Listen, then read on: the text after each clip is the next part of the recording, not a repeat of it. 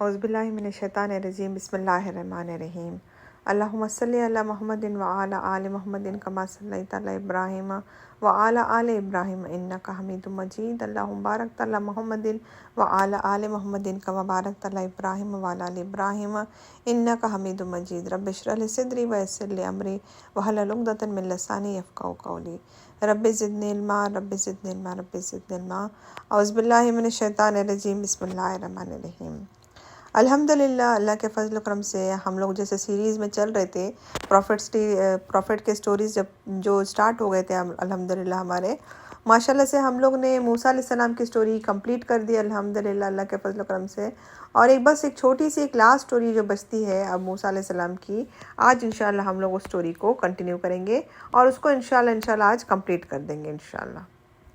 ماشاءاللہ سے الحمدللہ ہم لوگ نے موسیٰ علیہ السلام کی سٹوری میں موسیٰ علیہ السلام اور فرعون کا قصہ دیکھا الحمدللہ، اور موسیٰ علیہ السلام کی پیدائش دیکھی الحمدللہ، اور موسیٰ علیہ السلام کو اللہ تعالیٰ نے جو میریکلز دیے تھے ہم نے وہ سب کچھ دیکھا۔ اس کے بعد میں ہم نے دیکھا کہ موسیٰ علیہ السلام بنی اسرائیل کے ساتھ کیسے فرعون جب پیچھا تھا ان کے، تو بنی اسرائیل کو لے کر موسیٰ علیہ السلام کس طریقے سے سمندر پار کر کے وہاں پر گئے۔ وہاں پر جانے کے بعد میں ہم نے یہ بھی دیکھا کہ موسیٰ علیہ السلام اللہ تعالیٰ سے کلام کیے، اللہ تعالیٰ سے ان کی بات ہوئی، اللہ تعالیٰ نے ان کو کچھ میریکلز دے وہاں پر، اور اس کے بعد میں ہم نے یہ بھی سٹوریز دیکھے کہ اللہ تعالیٰ نے موسیٰ علیہ السلام کو بہت سارے تورات دیا، اور اس کے بعد میں اللہ تعالیٰ نے بہت سارے چیزیں بتائے جو کہ بنی اسرائیل کے لیے کتنے سارے، جب بنی اسرائیل تکلیف میں آتی، جب ان کو کوئی تکلیف آتی تو موسیٰ علیہ السلام سے دعا کرتے، تو موسیٰ علیہ السلام اللہ تعالیٰ سے دعا کرتے اور اللہ تعالیٰ ان کی تکلیفات کو دور کرتے تھے۔ ہم نے ماشاءاللہ سے الحمدللہ اتنے سارے سٹوریز دیکھے ہیں موسیٰ علیہ السلام سے۔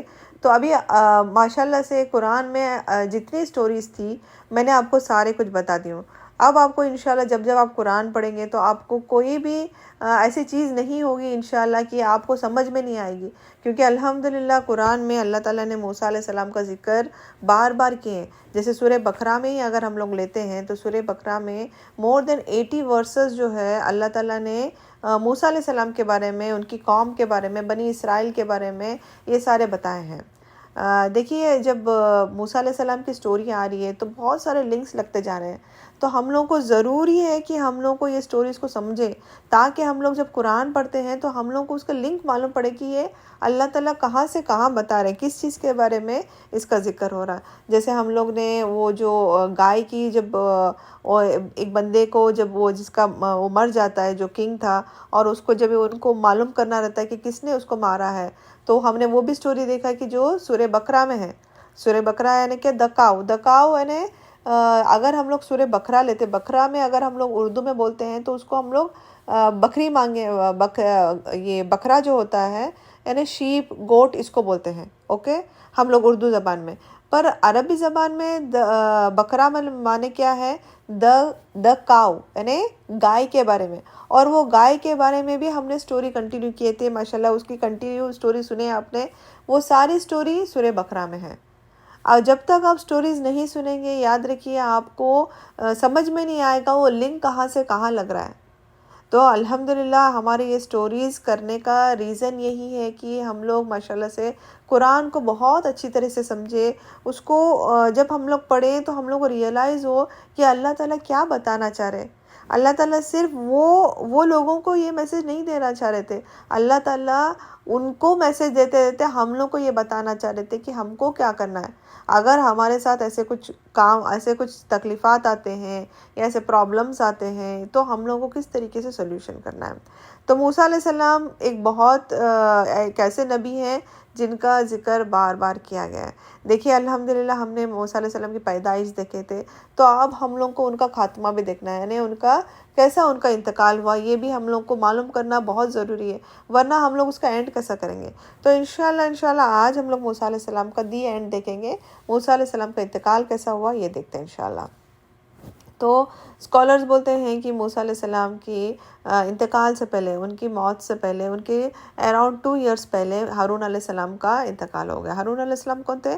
ان کے بھائی تھے، ان کے بھائی کا انتقال ہو گیا 2 سال پہلے۔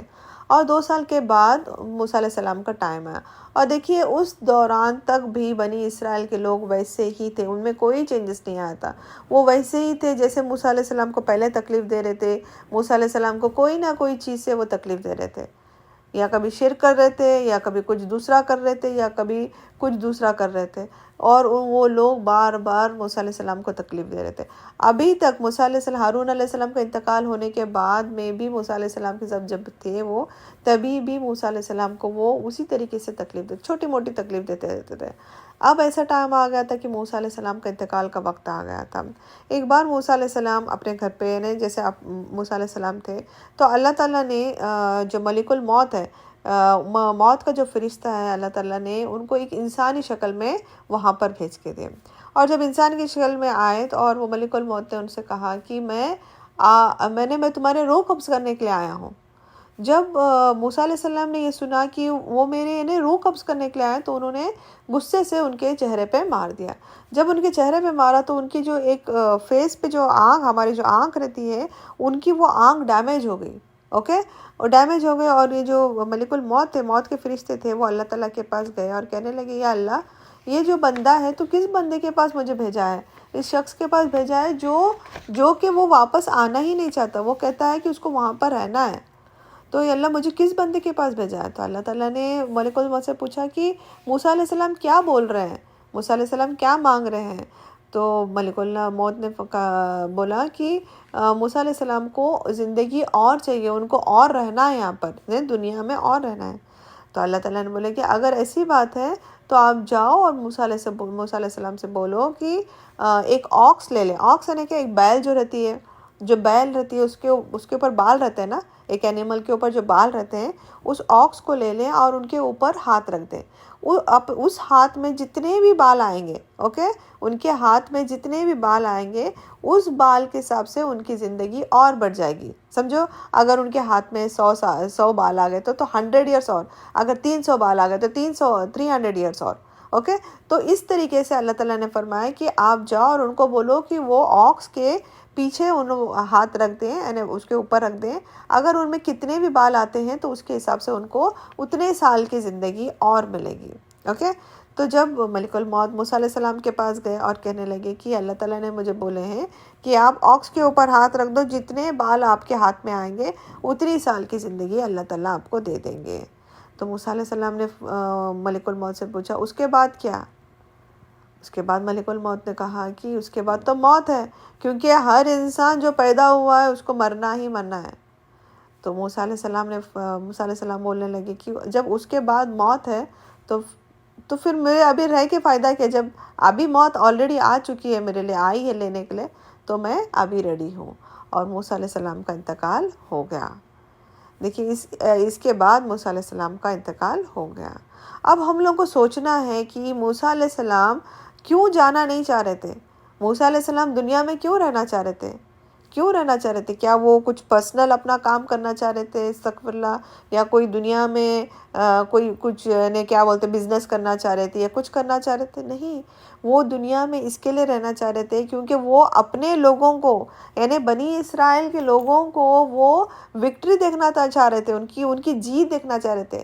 کیونکہ جو بنی اسرائیل کے لوگ جو رکے ہوئے تھے، جو اڑے ہوئے تھے کہ ہم لوگ اس سٹی میں انٹر نہیں کریں گے، یروشلم جو اللہ تعالیٰ نے ان کو بولا تھا کہ وہاں پر اگر آپ انٹر کرتے ہیں تو آپ کے لیے جیت ہے، وہاں پر آپ کے لیے فتح رکھا ہوں، وہاں پر آپ کی جیت رکھا ہوں، پر یہ لوگ انٹر نہیں کر رہے تھے. تو موسیٰ علیہ السلام اس چیز کا انتظار کر رہے تھے کہ ہو سکتا ہے بنی اسرائیل وہاں پر جائیں اور وہاں پر ان کو جیت ملے. تو وہ اپنے لوگوں کی جیت دیکھنا چاہ رہے تھے جو اللہ تعالیٰ نے ان کو پرومس کیا تھا. بٹ یہ لوگ جو بنی اسرائیل کے لوگ تھے وہ ویسے ہی تھے، وہ کوئی ان کے اس میں امپرومنٹ نہیں تھا، کوئی سدھر رہے نہیں تھے. تو اللہ تعالیٰ نے جب ملک الموت کو بھیج کے دیا تو موسیٰ علیہ السلام نے خوشی پھر ان سے جانا چاہا. اور اس طریقے سے ہماری یہ سٹوری موسیٰ علیہ السلام کی الحمدللہ آج یہاں پر کمپلیٹ سٹوری ختم ہو رہی ہے. اب کوئی سٹوری آپ کو بچی ہوئی نہیں ہے. بس ایک چیز ہے، جو سورہ کاف میں ہم لوگ جو پڑھتے ہیں، جہاں پر 4 سٹوریز مینشنڈ ہے، اس میں سے ایک سٹوری جو ہوتی ہے موسیٰ علیہ السلام اینڈ خضر علیہ السلام کی سٹوری ہے۔